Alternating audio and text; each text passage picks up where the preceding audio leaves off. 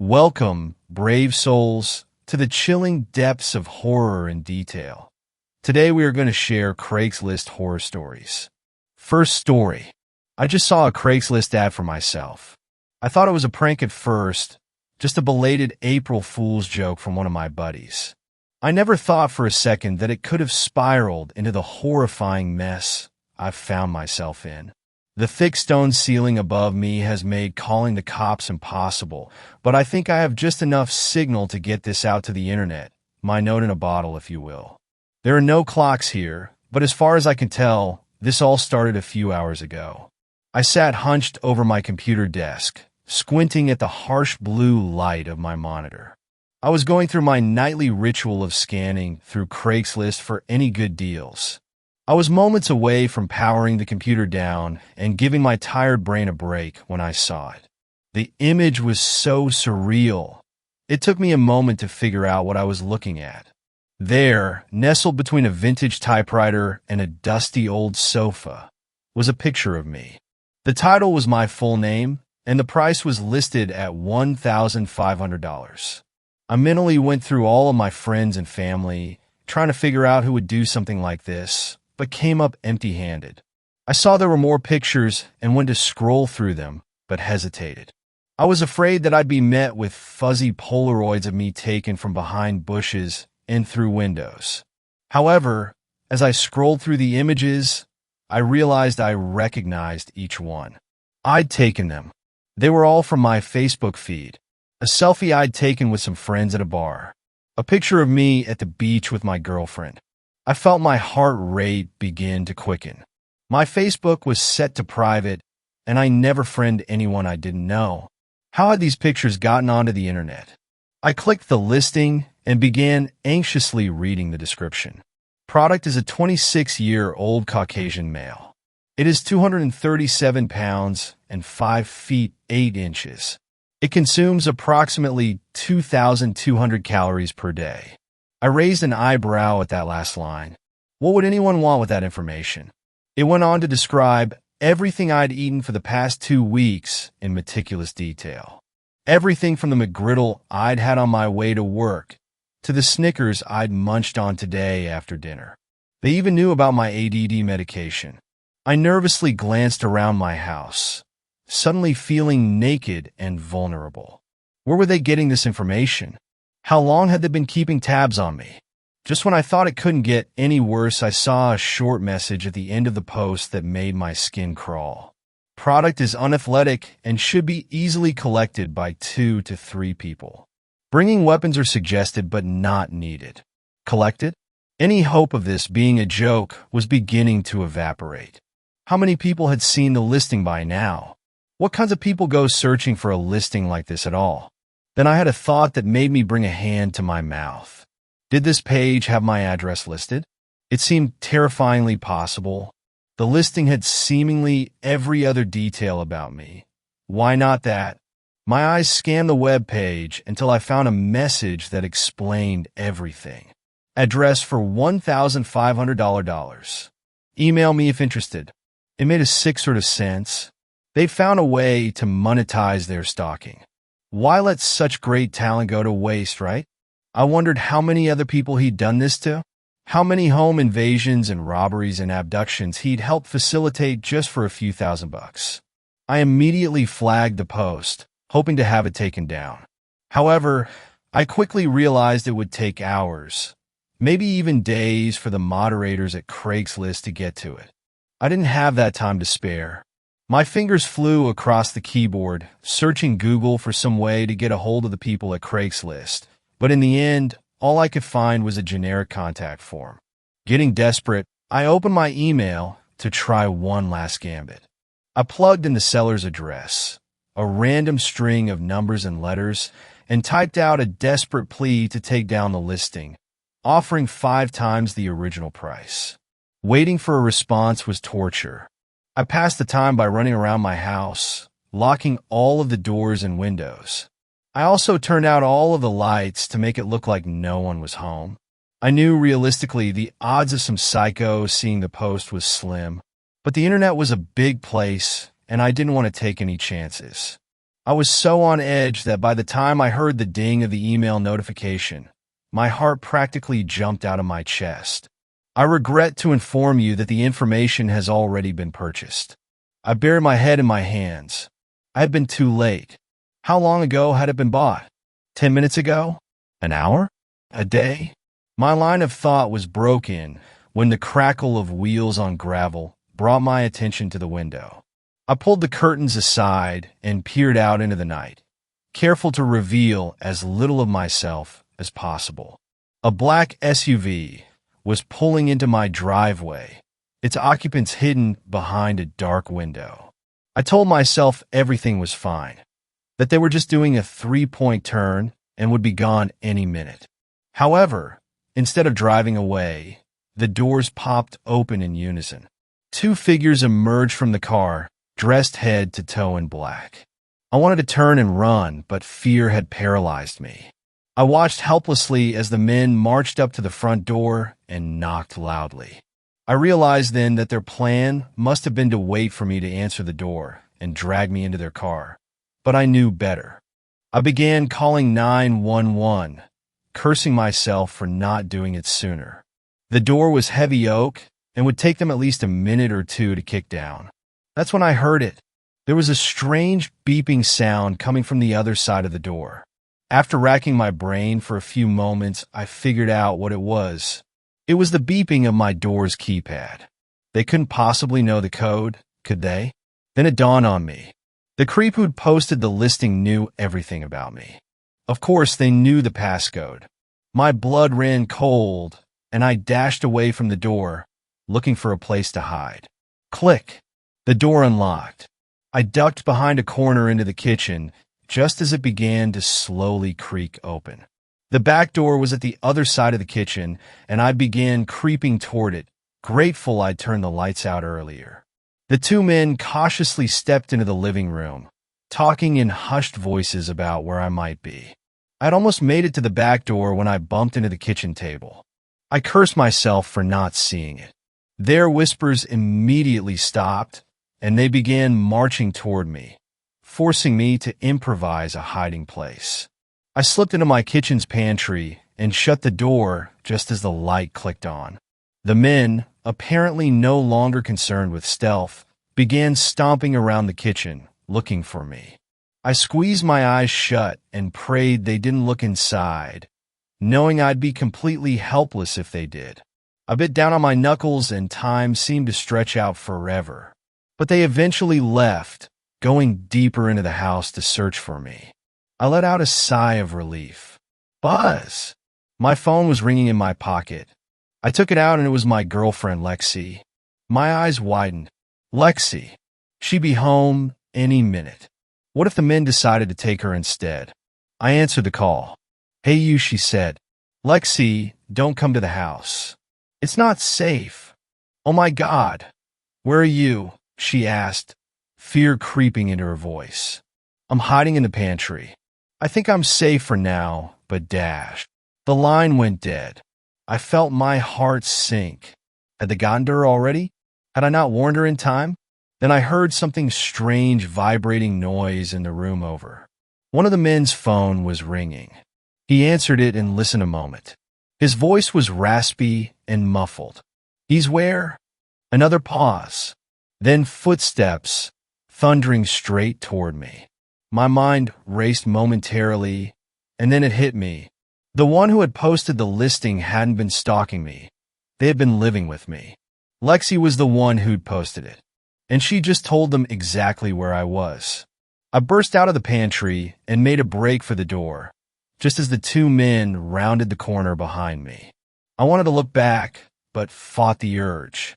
If I looked back, I'd get nervous, and if I got nervous, I'd stumble, and if I stumbled, they'd drag me into their car and do God knows what. I flung open the back door and ran into the cool, damp air. However, before I could make a break for it, one of them caught me by the hood, snapping my neck back. The fabric tightened around my throat like a snake, making it hard to breathe. I blindly threw an elbow behind me, and it connected with his ribs. The man cried out in pain, and I felt his grip loosen by just a fraction. A fraction was all I needed. I tucked in my chin, drew in my arms, and wriggled out of the hoodie, falling to the wet earth on hands and knees. I made a mad dash for the trilene. As I ran, I heard angry shouts from behind me. "Just shoot! The damn thing is jammed! Oh, give me that!" A loud pop rang out in the night, and something whizzed past my ear. I wondered what they'd shot at me. The sound was too quiet to be a gun. A quick glance behind me revealed one of the men was holding what looked like a small, lightweight sniper rifle. It was green with a strange white chamber at the bottom. "What the hell is that thing?" The man shoved something inside, clicked it back, and took aim.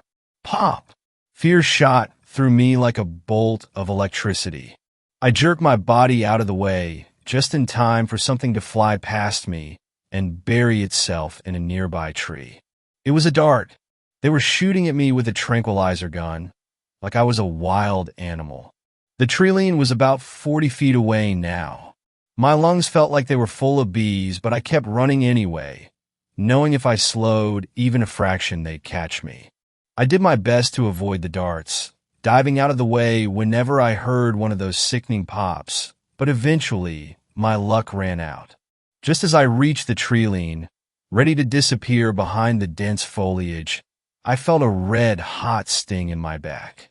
Exhaustion began flooding my body, making my movements slow and sluggish. The world spun around me, and soon I found myself on the forest floor. My memories of what happened next are jagged and frayed. The click of a trunk, the jangle of chains.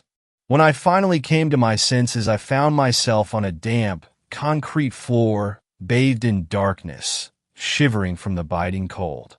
The only noise breaking the eerie silence were the heavy thuds of footsteps over my head.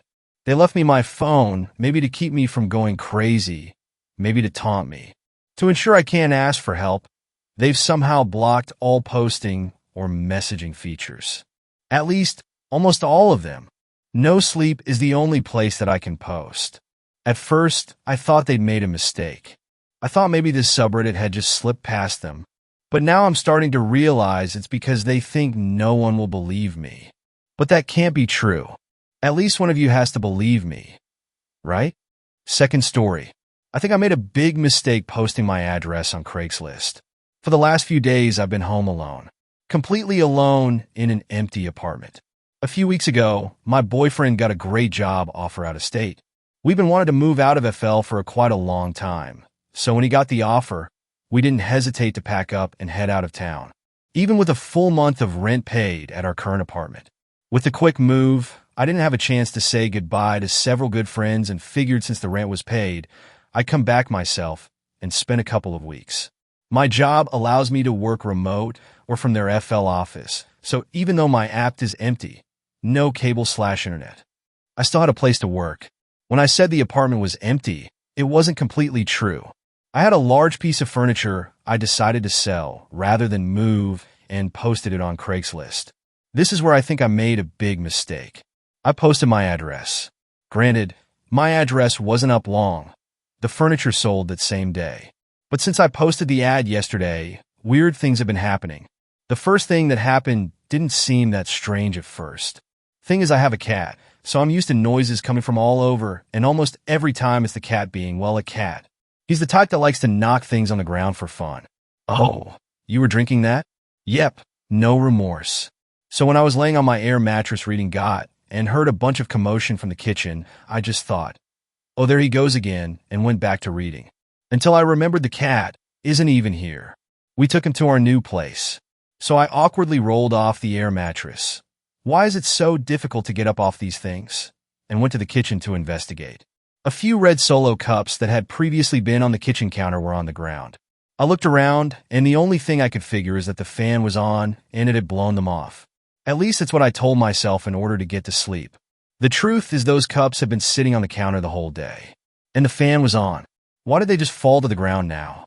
I put it out of my head and turned the lights out and read my Kindle a bit more before falling asleep. I woke up at 3 a.m. to a rattling/jingling sound, like someone was shaking a jar of pennies or maybe a set of janitor's keys. I'd never heard a sound like this before, Nothing even slightly close. It seemed like it was coming more from outside the apartment, but it was still really loud. As soon as I got out of bed, the noise stopped. I turned on every light in the house, but couldn't find the source. So I went back to bed with all the lights on.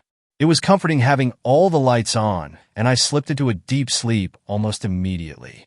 When I woke up this morning, I didn't realize until I flipped on the light switch in the bathroom that every light in the house was off. No one has ever told me I sleepwalk, but I couldn't think of any other reason the lights were turned off. The front door is locked by a deadbolt and a regular door lock. I shook it off and got ready for work. When I had showered and gotten dressed, I grabbed my purse to leave, but I couldn't find my keys. Because I hate searching for my keys in the mess I call a purse, I keep them on a carabiner and clip them to my bag. It's such a habit. I clip them to my bag without even thinking about it. When I didn't find them on my purse, I figured there's always a chance, I don't know, that I put them in the freezer with the groceries I brought home, or put them on the kitchen counter by mistake. But I looked everywhere and nothing. They weren't in the freezer, fridge, microwave, counters, bathroom, or anywhere else. Then I remembered the jingling sound I heard in the middle of the night. I went to look, even though it was nearly impossible for them to be outside. The only way is if they had fallen out of my bag on my way in the house. And I needed them to get into the house, so would have missed them last night, not now.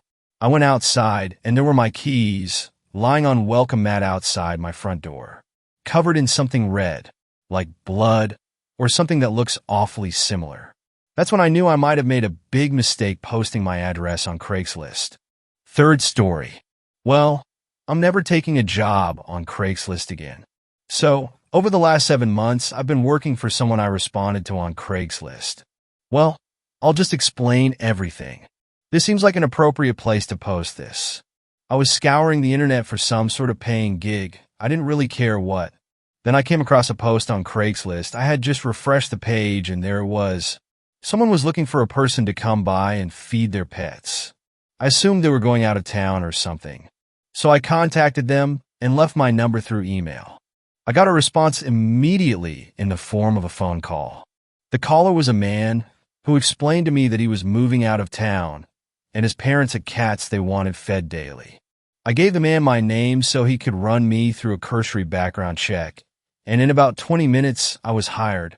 I went there the next morning to get all the instructions and whatnot, and met the man I'd spoken to on the phone. His name was Ben. Ben explained to me that he would no longer be able to care for his parents' cats, and that his parents needed to focus on themselves, so I was being brought on to take care of that. The money would be left on the kitchen table at the end of every week, $200 a week, just to feed some cats, I know, right? In addition to that, money for more cat food would be left for me as needed. Then he told me the first thing that I thought was strange. I was to come at exactly 10 a.m. every day and be gone by 10 a.m.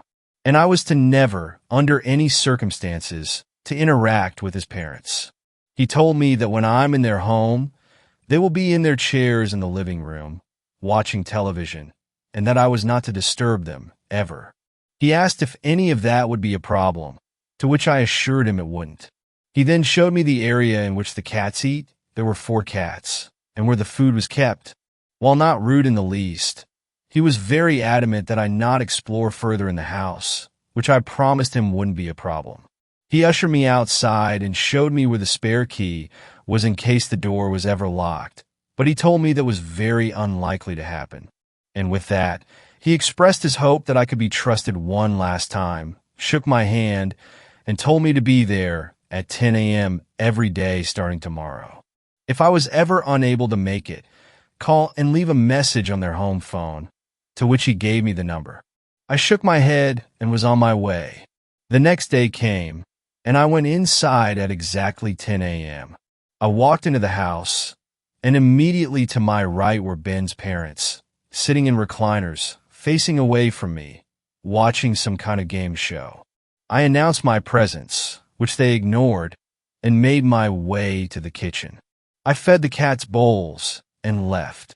This exact same scenario played out countless times over the next few months. 10 a.m. Unreturned hello. Feed the cats, leave. On Fridays, I would pick up the small stack of $20 bills from the kitchen table. It was the easiest job I ever had. Then came the inevitable. One day I was running late. I got to the house at 10:08. I entered and apologized to Ben's parents for being late, to which I once again got no response. They just kept sitting in their chairs watching their game show. I went to the kitchen and fed the cats. I looked at my phone, which read 10:11, and walked down the hall towards the front door. When I reached the living room, I jumped and gasped out of shock. Ben's parents were now standing in the dark behind their chairs, completely still, staring directly at me. I apologized for running late and got out of there. Though unnerved, I went back the next day on time, and everything was fine. A few more months went by of nothing strange, and then came the last day I was there. I got there at 10:03, but wasn't worried because I knew I could be out before 10:10. The problem came when I was in the kitchen, and I heard someone whisper the words, "Help me." It startled me, and I jumped, looking around for the source of the cry for help. I saw no one around, but I heard it again, and then a third time. I began looking around before realizing I was running behind. I looked at my phone, and it was 10:10. My heart sank to my stomach when I looked down the hallway and saw Ben's parents for the first time in the light. They were grossly emaciated and pale, looking completely malnourished. They were essentially walking skeletons. I apologized for taking so long and said I'd be on my way, but they just stood there, blocking the way to the front door. I said I would take the back door, which was located in the kitchen, but when I went to open it, I found that it required a key to open from the inside. Seriously. It was at this point that true panic set in. I looked behind me, and the parents were now about a half a foot away from the entrance to the kitchen, and I had nowhere else to go except what I presumed was a door to a pantry. They had blank stares across their faces, and their eyes looked as if the life had left them a long time ago. In a last-ditch effort, I went to the door that I thought was the pantry, and was instead met with a staircase leading into a basement with, of course, no light. As soon as I opened the door, there was a horrid stench that washed over the otherwise clean air I was standing in. I carefully went down the stairs and looked for a window, but they were all nailed shut. I happened to look back up the stairs, and the parents were now standing next to each other at the top of the stairs. It was truly horrifying. I pulled out my phone and called 911, not knowing what else to do, and when I explained my situation, they said they would send a car out immediately and to stay on the phone while they connected me to the unit en route. I ran into the dark basement using my phone as a light. It didn't provide too much illumination since I was in the middle of a call, but it was just enough. There were racks of junk that lined the basement, separating it into almost aisles. I went down to check if any of the windows were possibly loose, like I'd be that lucky. Then I turned around and shined the light in front of me, and I was inches away from the parents' lifeless-looking faces. I let out a scream and ran in the other direction, and tripped over something, sending my phone flying from my hand. Of course, it landed face down, so I couldn't find it. I ran back up the stairs and into the kitchen, looking back and seeing the parents standing at the bottom of the stairs with slight grins on their faces. I ran down the hall to the front door and flung it open, screaming when I saw the cop standing right in front of me. He asked me if I was the one that called as I pushed past him to get outside, and told him I was. I looked in the window and saw the parents sitting in their chairs, watching their game show. I explained that these crazy old people had trapped me in their house and were chasing me around. The cop went in to talk to the parents and look around while I sat in the cop car. He came back out about 5 minutes later and asked if I was sure someone was chasing me. I said yes, I was absolutely sure that it was the two old people that lived there. He informed me that the people that lived there, the people in the chairs, have been dead for quite some time. I asked what the smell in the basement was, and he said there was another body down there. Backup showed up. I gave them my statement and explained how I'd been coming there every day for months and months to feed the cats. I told them to call Ben, the homeowner's son. I gave them the number, and it was disconnected. I found out a few days later that the body in the basement was Ben. What I don't get is who's been paying me. Fourth story. I put out a Craigslist ad for a new roommate to ward off my stalker and avoid violating my lease. My new roommate might be a demon. My name is Finn Conway, and I have a lot going on in my life. I'm currently 22 years old, and I'm completing my master's in computer science in a college located in a major city in the United States. It isn't too bad. I thoroughly enjoy computer science, and I take night classes, so I can still retain my underpaid day job as an IT guy for a small startup near my school. I live in a 2-bedroom apartment with a roommate, and despite the somewhat expensive living prices in this area, I love the neighborhood and the people. Honestly, for a guy in his 20s who came from no money, I was doing pretty well. I was in a pretty ideal situation, that is, up until last week. Last week, my roommate moved out on me without much notice. He told me he got an offer for a job in another city across the United States, and that he'd already sold his half of the furniture in Craigslist that morning. This was all through text, by the way.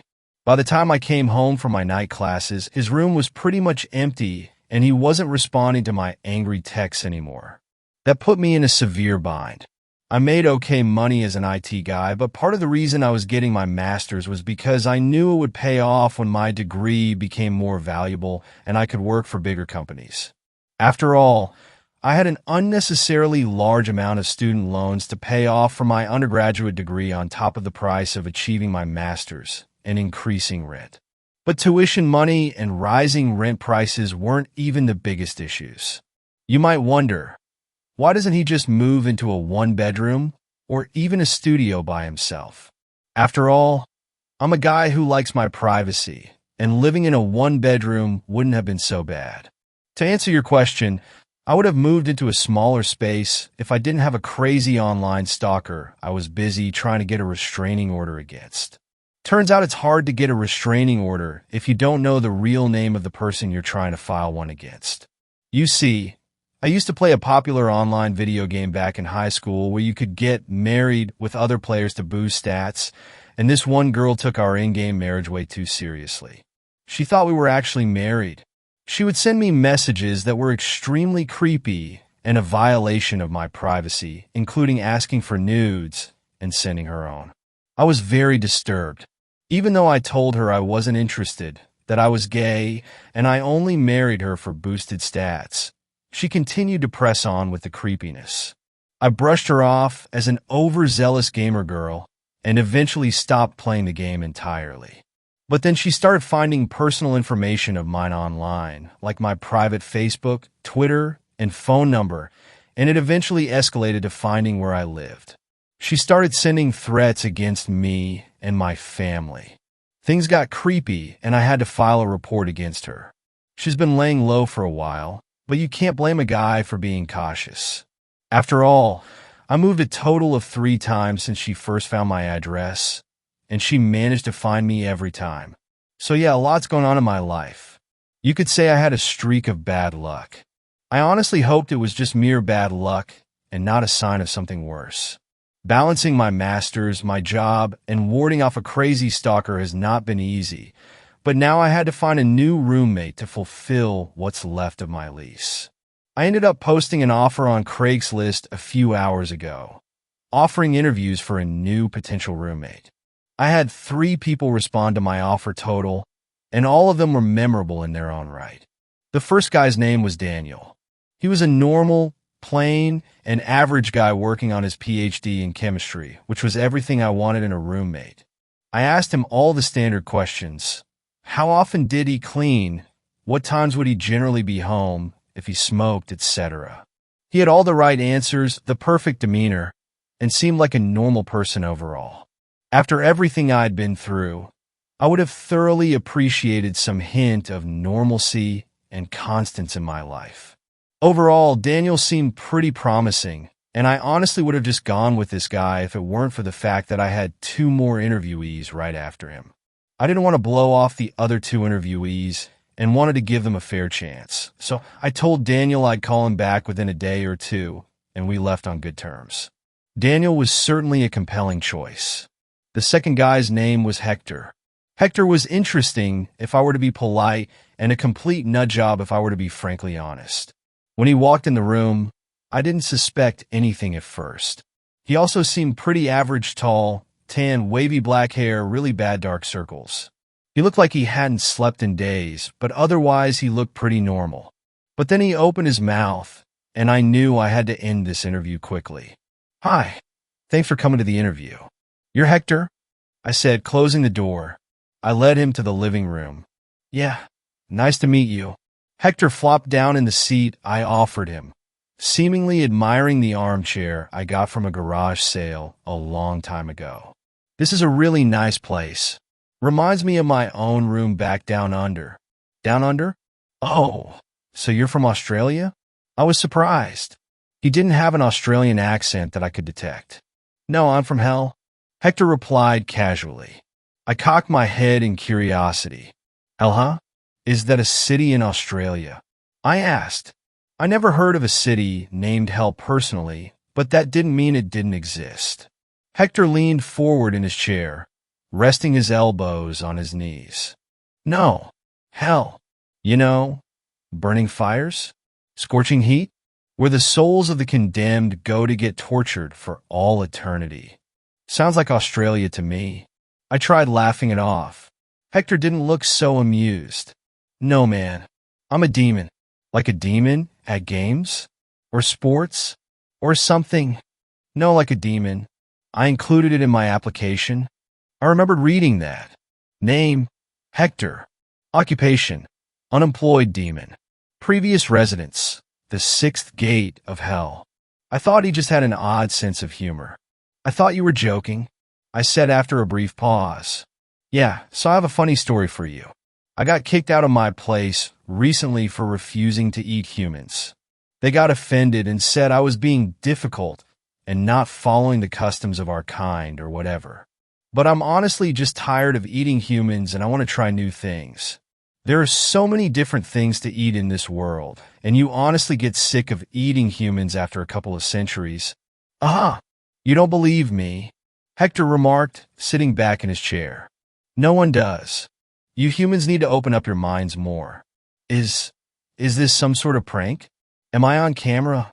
I looked around the room to see if there were any camera crews waiting to jump in at the right gotcha moment. "No, I can promise this isn't a trick of any kind," he replied. I glanced at the clock. Unfortunately, there was still a lot of time before the next person came in, so I decided to humor Hector for what it was worth. At the very least, when this was over, I could tweet about having the weirdest person come into for an interview and earn some internet points for that. "Okay, let's say you really are." I made some vague hand gestures. "Demon." Hector finishes. "Yeah, demon. Why would you want to live here, of all places?" "Well, when I was kicked out of hell, I wasn't given much. I left with only the clothes on my back, so I had to pawn off a gold watch I stole from a rich guy in the 1900s and got a lot of money for that. Don't worry, though. I'm confident that I can find a job within a month of living here for sure. At least I think I can. And you were kicked out because you refused to eat humans?" "Yup," Hector said, popping the P. "You really don't eat humans? Then are you like the equivalent of a demon vegan or something?" I asked cautiously. "Not exactly. I still eat humans when I have to. I'm just not a picky eater.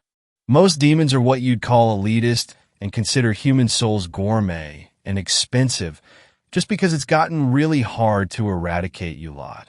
Your kind is getting smart. It was definitely easier to eat humans when they didn't wash their hands, and all it took was the plague to eradicate half of the population." He replied, crossing his legs and folding his hands over its lap. "So then, what do you eat?" I probed. "Same things as you. Chicken, pork, the occasional medium rare steak when I can afford it. But I consume the souls. Their other bits are tasty too. Blood's always better fresh, and bones have a surprisingly good amount of soul in them. Here's a secret when you're sucking on the marrow. That's their soul, not just bone marrow." He grinned. "That's what gives it so much flavor." "Wow, that's, dark." I grimaced, looking up at the clock behind Hector. It wasn't anywhere near the time for the second interview, but this was clearly headed nowhere from the start. I eat chickens for their souls. You eat them for their physical flavor. What's the difference? Hector asked. I paused. For a second, it was almost as if he had a point. But you used to eat humans. I countered, ultimately unconvinced. And you used to like Nickelback unironically. Or maybe you still do. Hector motioned to my signed Nickelback poster on the wall adjacent to him. I felt my face getting red. I knew I should have hidden that before the interviewees came in. I was slightly offended that he would call me out like that. Point is, a few years can drastically change you humans. And for us demons, a few centuries can change us too. Why do you all think we're the same as we've been since the 1500s? We're just like you guys. Sort of? Okay. So if you're a demon, why would you want to be in such a small room? Couldn't you find somewhere else? Somewhere better and not as cramped? Shouldn't you be able to, I don't know, conjure up some money with your demonic magic or whatever? Easy. Rent's cheaper here, and I don't need a lot of room. We demons aren't rich. We don't all use what you call magic, and we aren't omnipotent either. I can't just make money out of nothing, though it'd be helpful. Hector droned. Besides, I love this part of the city. So much culture. So much food. So much fried chicken. I really, really love fried chicken. Don't we all? I said. Besides, I feel like you need me as much as I need this. I stiffened. What do you mean? You're Finn Conway. 22. Working on a master's. Has had a stalker for a while now. If you ask me, your stalker's pretty insane and she's still out there somewhere. I can keep her away from you if you let me live here. I felt my blood run cold. How did he know all this? I instantly felt a wave of discomfort crash over me. I mean, that's what I got from your Twitter account, anyway. You should really make it private. Everyone can see your information. He mentioned, noticing my discomfort. I relaxed visibly, but it still rubbed me the wrong way that he knew so much about me and I knew nothing about him except for the fact that he claimed he was a demon. This was the point where I realized I should cut the interview short. Listen, sorry to cut this short, but the next interviewer should arrive any minute now, and I don't want to keep him or her waiting. I think you should leave. I'd entertained him long enough. This weird demon roleplay of his was going way too far, and I wasn't interested. I had enough craziness in my life from having to deal with a stalker. I couldn't deal with a delusional roommate. Plus, him knowing my whole life story from Twitter was a little too personal for my comfort. I got up from my seat hastily and reached over to shake Hector's hand to end this before it went on for too long.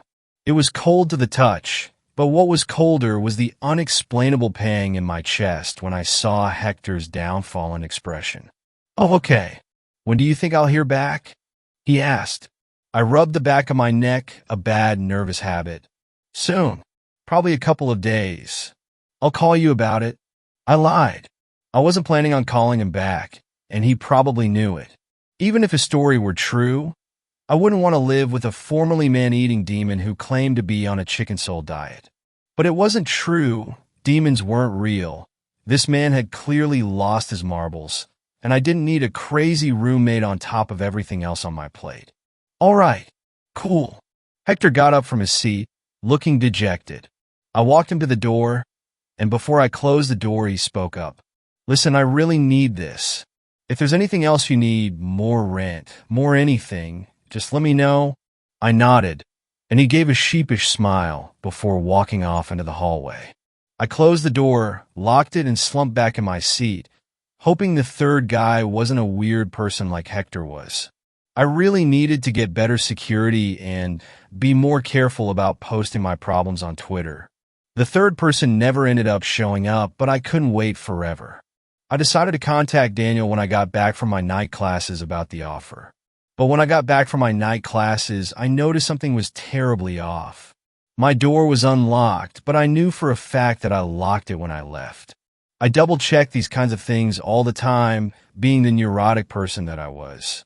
I debated calling the police when I felt something cold poke my back and a chilling voice say, "Go on in." What are you waiting for?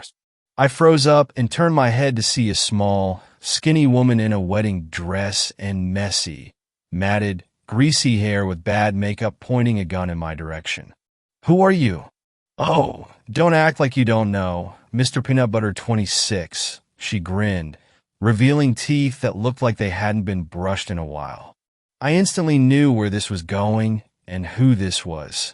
Only one person would refer to me as my shitty username from that stupid game years ago. My stalker had found where I lived again, and this time she was taking things to a whole new level. Or should I say, my darling husband? Her hand caressed my body, and I felt shivers running down my spine. If she hadn't had a gun, I would have been able to easily turn the tables on her. She was easily a head shorter than me. How did you find where I live? I grit my teeth and looked around for security cameras, hoping they'd pick up on this very illegal activity going on. Don't bother. I already set all the cameras on loop, and no one comes home this late, but you. Now, unless you want me to shoot your pretty little brains out, I suggest you go inside. She pushed the gun into my back forcefully, and I quickly turned the knob to my door and went inside. The apartment was dark and cold.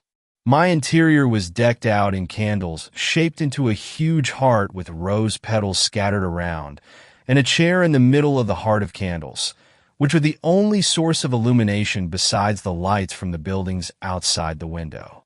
Under the chair was an intricate-looking summoning circle, the design of which I recognized from the game. In-game, that summoning circle would have summoned a fae from Ashtonhelm, a fictional land, who ordained your marriage in the name of magic and goodness and made it official. My stalker was really trying to marry us like how it was done in the game. Sit, she ordered. I did as I was told, and she brought duct tape from under her dress to wrap my limbs around the chair. She then went to the kitchen, humming a tuneless song. Listen, I don't know what you want or how you got here. I don't know how the fuck you managed to fly under security personnel dash. You know what? You're always so mean, Finn. She cut me off. You're always playing so hard to get. Always. Her deranged voice shut me up quickly. I understand, though. I want my future husband to prove their worth to me, too. But we're together now, and nothing can get in our way this time. Not the computer screen, not the cops. Amy and Finn. Partners in crime. Lovers forever. Finally married under the gracious fairies of Ashtonhelm, like fate dictated it to be. This is how it should have been from the start. So that's her name, Amy. She brought over 2 glasses of a dark red liquid from the kitchen on a silver platter that I didn't know I had. Drink this. She cooed. I turned my head away from her. Fuck no. Drink it now. Amy's personality went from blissful happiness to sharp and threatening as she grabbed my head and shoved the glass in my mouth. I choked and tried to resist drinking any of the substance, but a mouthful managed to go down my throat. It was an extremely bitter concoction of wine and something else that I didn't want to think about. Amy took dainty sips of the wine. Meanwhile, I started feeling sweaty and my vision started to go hazy. She clearly drugged whatever this was. The blood oath has finally been fulfilled, Amy said excitedly. I wanted to throw up. This crazy bitch really mixed her own blood into the drink. She kneeled below me. Her stench made me want to puke. We've been married online, but I was thinking, why not get married in real life in the eyes of God himself? But obviously God didn't want us together, so I had to turn to the fairies instead. They can marry us. They wouldn't stop something so lovely and pure like this. With that, Amy poured the rest of the concoction under my chair and started laughing. I've been waiting for this for months, for weeks, for days. I've been following you, you know. You really let your guard down, but I find that so adorable about you. When I saw that you posted a CRAIGSLIST offer looking for a roommate, I just had to make sure that it was you. And it was... So that's how she found me. My stupid CRAIGSLIST ad. It just registered to me that she might have been the 3rd interviewee who never showed up, and in that time she must have scouted out the area to plan this shit. For someone who was in the computer science field, I had really let my cybersecurity guard down, and it led to my undoing. I was entirely too careless. I groaned. My head began to pound, and my vision became even blurrier. She caressed my hands and began to put a ring on my finger. The potion I put in the love wine brings us both to the plane of the fairies, so they can marry us, she said. Her words felt so weirdly distant. The ring was placed on my finger, secure and tight. She mounted my lap and hugged me, whispering things into my ear, and I felt so disgusted that I just wanted to disappear. And now it's official. We're married. Don't you see the fairy fin? The fairy's right behind you dashed. Amy paused, realizing what she had said. She scrambled to her feet. I looked up at her, and she looked as if she saw a ghost. W8, she mumbled. She backed up a few steps. I looked at her feet, unable to focus properly. The lighting from the buildings behind me casted the shadow of a big bird. Who's there? Who are you? Amy pointed the gun in my direction, and I couldn't even physically flinch from the drugs. I figured she was hallucinating or something, but whatever she was seeing seemed pretty real and terrifying. I'm his roommate. Who are you? The voice replied. I recognized that voice. Hector. In my haze, I managed to make out his words clearly. I wondered how he's managed to walk into my room, since the door was blocked by Amy and both of us would have seen him come inside. Being that my back was facing the balcony, I assumed that was the only possible way he got in. But how did he get all the way up to the 13th floor without anyone noticing him? And better yet, how was his timing so good? I'm his wife, asshole. Amy spat. For some reason, I don't believe you. Hector deadpanned. Neither of you are what either of you just claimed yourselves to be, I thought to myself. I didn't dare say it out loud because I was in a very tight space. It doesn't matter what you believe, you're getting in the way of our marriage. And no one can stop us. Amy sneered. How did you get in here? You should have really looked up that symbol before you drew it. It kind of opens a portal from my world to yours. When you poured blood over it, it activated the portal. Does that explain things? I began turning my head towards Hector, only to be stopped by his firm grip on my shoulder. Don't turn around, he ordered. Being as I wasn't exactly in a position to argue, I complied. Also, the hand on my shoulder was too large, long, gnarled, and sharp to belong to a human being, so that alone was enough to convince me. My head lazily lolled back to face Amy, who was still pointing the gun, rocking side to side on the balls of her feet, and trying to put up the brave front she had a few minutes ago.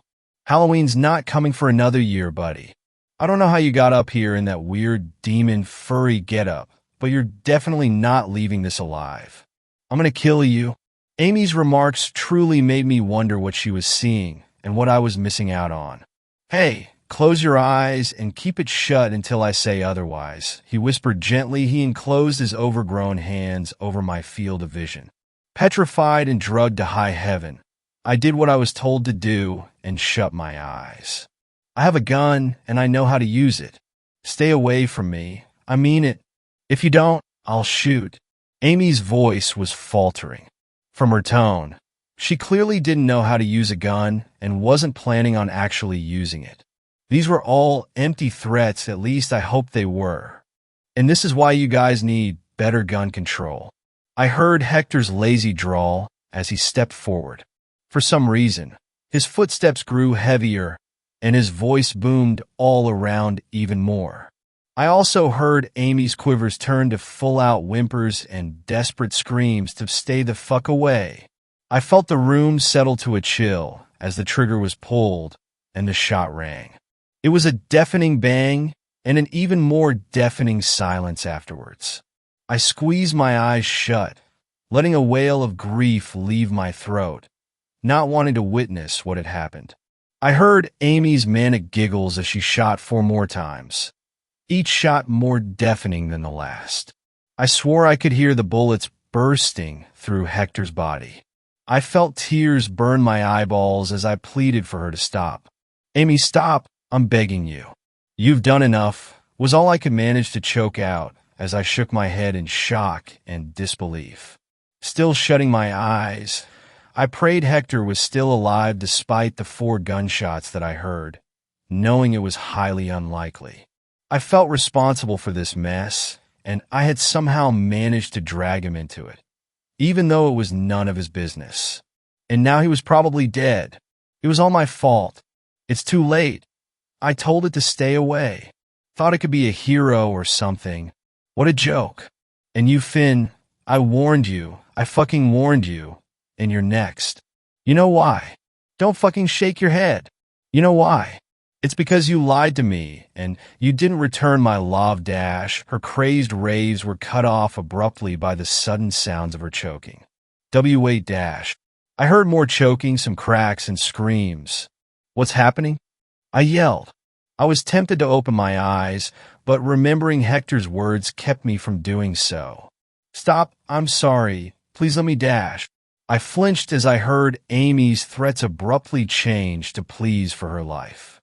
Her pleas became increasingly desperate as air escaped her lungs. Whatever was happening to her definitely wasn't something I wanted to see with my own eyes. My imagination did enough. She seemed to be flailing and gurgling before I heard a loud and sickening crunch, and everything went silent again. I held my breath. Silence. Bewildering silence filled the room. I heard the quiet hiss of smoke in the distance and smelled what I could only describe as burning rubber. You can open your eyes now, Hector said softly. I knew he had somehow survived the 4 gunshots and managed to quell Amy's insanity. I don't know if I want to, I blurted. Seriously, it's fine? Hector insisted. I opened my eyes. In the darkness, I was surprised to see that Hector looked like the same Hector I saw earlier this afternoon, and Amy was nowhere to be seen. I expected to see something other than Hector standing there, but he defied my expectations. With the dim lighting coming from the buildings across from mine, Hector's silhouette looked almost ethereal as he hunched over slightly over where Amy once stood. There was blood all over his button-down, dripping down his mouth, onto his hands, but no body to show for it. Is she? She won't be bothering you again? Hector cut me off. Ugh, this is going to be a bitch to clean. He tugged at his clothes, grimacing at the blood. I was actually glad he didn't include anything else. I wasn't exactly in the right state of mind to handle what I thought was a murder that just occurred in my own house. Did you kill her? Not exactly. Just sent her soul where it belonged, right here. He patted his stomach for good measure. I grimaced. She didn't taste that good. Don't know what she was thinking. Bullets don't really work on guys like me. But I guess she couldn't have known that. I'm sure. Told you I was a demon. No one ever believes me. You can't blame me, it all sounds like crazy talk. I don't even know if this is real right now. I could be hallucinating everything. Well, she roofied you to oblivion, so I don't blame you. You're probably seeing shit you shouldn't be seeing on top of all this. But it's real. You don't have to digest all this now, though. Speaking of digestion, she really ruined my diet. I didn't want to eat her, but it looked like I had no choice. Hector seemed to be talking to no one in particular as he went over to the kitchen to wash his hands. I stayed still in the chair, trying to come up with the right words to say. Hey, listen, I said as Hector approached me with a scissor. I was probably slurring my words, but I hoped I was still coherent enough to make sense. I know we started off not exactly on the right foot, but I wanted to know if you were still interested in the offer. You really saved me from a tight bind just now, and I feel like it's the least I can do. Hector shrugged. I don't know. I felt pretty offended earlier when you just, kicked me out. I don't like being rejected. I had nothing to say to that. Hector glanced up at me, a mischievous glint in his eyes. If you throw in some fried chicken every Friday, I might consider it. I blinked. Sure. Fried chicken every Friday. Not a problem. And leniency on the rent. I'll get it in, but it might not be monthly. I don't really have a job yet. I really shouldn't have been making deals while I wasn't sober, but it sounded pretty compelling at the time, and he did save my life, so I agreed anyway. Yeah, lenient rent. Got it? And no Nickelback. Their music makes me want to kill myself, and I'm immortal, so I can't even do that. I nodded blindly. Hector grinned as he began to cut the duct tape from my limbs. Sounds like a deal, roomie. Amy's body was never found, but police found a bunch of Rohypnol and GHB in her house, as well as bullets for an unregistered handgun which was missing entirely from the scene of the crime. When I woke up, I found myself trying to recollect the events with a huge headache. The Rohypnol and GHB in her house were used to roofie me into complacency. The police briefly questioned me after finding her deranged messages to me and neighbor complaints about screams, but did not suspect me at all, as it was clear Amy had a history of stalking guys online, and she had finally snapped. Last I heard, they chalked it up to a disappearance and put out a search for her, but I know they'll never be able to find her. And as for Hector, well, he did his part by saving me from a kidnapping and a potential murder. The whole demon bit is still a little off-putting, but he can't be that bad if he saved my life when he could have just left me to die. I've tried to rationalize his arrival as something other than otherworldly, but I don't know how long I can keep convincing myself. He just finished moving in yesterday. He didn't have much, but the spare bedroom looked a lot better with things finally occupying the empty space again. Hopefully this works out well. I think we'll order some celebratory takeout tonight to commemorate his move-in and my narrow escape from death. Hector wants fried chicken. Fifth story. My CRAIGSLIST roommate is creeping me out. 4-6 healthy, happy years. My buddy Brian and I had a good thing going. Our apartment was a rent-controlled gem located just outside Manhattan. 2 bedrooms, 2 baths, a luxurious view of the city, and nobody to whine about our equally shitty eating habits, bachelor lifestyle, and bad hygiene. What more could you want? That ended when the dickhead had to go and get himself married. Brian gave me the heads up 2 months ahead of time. The plan was that he would propose to his girlfriend, Olivia, and then surprise her with their very own new home.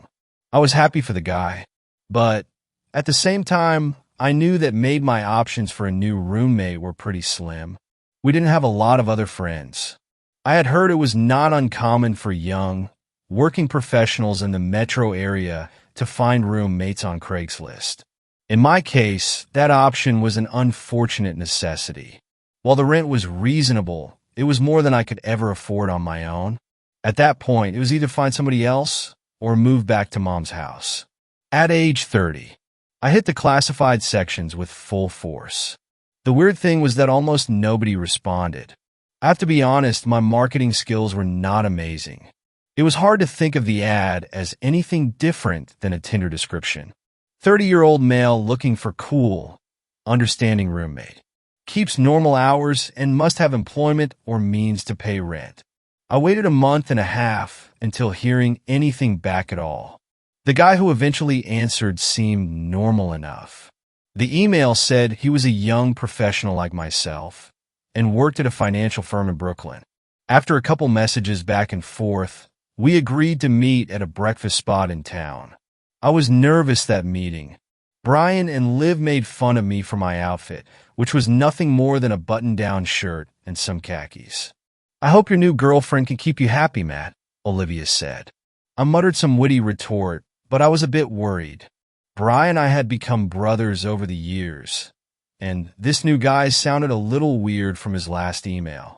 There are some complications with my sleeping situation. We could discuss in person. It was raining the morning of our meeting, but the restaurant was only a block away from my place. I ran down the block in a hurry, aware of the fact I was late. When I walked up to the front door, there was a man standing outside in a gray trench coat, with his eyes on his watch. I would have ignored him entirely if he didn't address me directly. "CRAIGSLIST user first breath 1? It's 10:05. I spun around awkwardly to greet him. "Hey, sorry about that, lost track of time." Mike, right? The man nodded and lifted the brim of his cringe-worthy bowler cap. Other than that, he was normal-looking with mutton chop sideburns that met a thinly groomed beard. A modest gut stuck out of an old Star Wars shirt. To be honest, he looked like every guy from my high school, minus the weird my lady business. We went inside and ordered breakfast. To my surprise, he ordered the same thing as me. 2 pancakes and a side of extra crispy bacon. The conversation was pleasant and normal enough. The rent was right up Mike's alley, the commute was close, and he would be able to bring and park his car in the lot. After a half hour of pleasantries, mostly about work, we finished our breakfast and agreed he would move in next week. Somehow, the topic of his sleeping habits slipped his mind.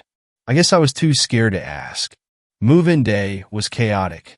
Somehow, we screwed up the schedule so severely that Mike was moving in during the time Brian was moving out.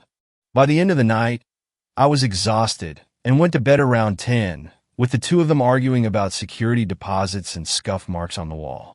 When I woke up, the watch on my nightstand was the only light, and it told me it was well past 3 in the morning. It's not unusual for me to get up in the middle of the night. Usually, I stumble to the kitchen for a glass of water. Then it's right back to bed. I shook the sleep out of my eyes. After a moment of contemplation, I stood and nearly tripped over my dog, Lola. That was unusual. The door to my room was closed to keep the dog out. As I walked past the corner of my bed, I saw a muted shape in the armchair. Thinking one of the roomies left a bag on my bed, I walked right up and poked it in the darkness. To my surprise, it replied, "Cut the piggy and save some for me," said Mike. I screamed out of my skin, not ashamed to admit that. I tried everything from shaking him to kicking his feet. I didn't want to insult the guy too bad. Maybe it was just really bad sleepwalking, but nothing woke him up. Cut the cow. Its blood can be sold in town. Mike repeated the phrase over and over again from the armchair. He never moved or flinched an inch and barely responded to my attempts to my restrained kicks, shoves, and subtle slaps. After 5 minutes, I gave up and brought my bed sheets down to the living room. He wasn't violent, at least. He just sat there. It was creepy, but possibly explainable. After settling in on the couch downstairs, I was over it. I was prepared to write the whole thing off as the weird sleep issues described in the email. Shortly before falling back asleep, I heard footsteps leaving my bedroom. I called out to Mike to not so nicely tell him off for waking me. But nobody answered. Soon enough, the footsteps dropped melodically down the padded carpet steps to our living room. Then they stopped at the bottom. "Cut the little piggy and save some for me," the voice said, robotic ally. Oh, for fuck's sake. I got up from the couch, grabbed my keys, and sprinted out the door. As I opened it, I caught a glimpse of Mike down the hall. He was staring at the microwave in the kitchen, mumbling the same words to himself. I resigned to spend the rest of the night sleeping in my car outside. It was uncomfortable. When you're a teenager, sleeping in your car is a lot more manageable. As an adult, I felt like an asshole. I should have known the guy was a weirdo from the start. I got about 2 additional hours of sleep before the rising sun peeked through my windshield. That day was a work day, but I was unshaven and disgusting. I needed to go back inside to change and wash the stink of the morning off my skin. When I opened the car door, Mike was standing on the other side. Outside. He was wearing his corny bowler cap on top of his best bedroom gear, which was boxers and a white t-shirt. He wasn't wearing his glasses. "Cut the piggy and save some for me," he said again. I punched him in the face. Honestly, after being woken up 3 times in the night by the guy, he's lucky it was the least I did. As soon as my fist connected with his nose bone, Mike let out a high-pitched shriek as he fell to the sharp gravel grounds of the parking lot. "What the fuck, man?" he said, bewildered from the floor. Finally, I went to the rental office this morning and asked them to evict him. They refused. The contracts have already been signed, and his rent and security deposit have been paid. It is hard to explain the uneasy feeling in my stomach right now. I'm at work, waiting and hoping for somebody to find a solution to get this guy out of my house. The time is currently 1:24 and Mike is still there. He texted me that we need to talk. I got a lock at Home Depot, but I am terrified to go to sleep tonight. Thanks a lot for watching the video. Till the end, subscribe to Horror in Detail for more videos. Drop your suggestions in comment section.